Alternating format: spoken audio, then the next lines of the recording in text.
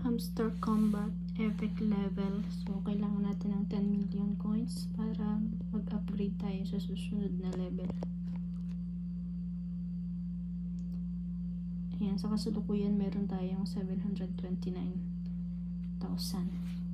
Ito yung mga combo, ito yung mga cards na dito natin kinukuha yung combo card a day. Pinaghulaan dun sa taas na pag nahulaan natin yung tatlo, magkakaroon tayo ng 5 million coins. Ayan, yan tatlong yan. So, ito yung mga combo cards. Kailangan mo lang siyang i-update para maswertehan natin yung combo cards daily. Ayan, yan yung mga cards. Upgrade lang to level up. Bye!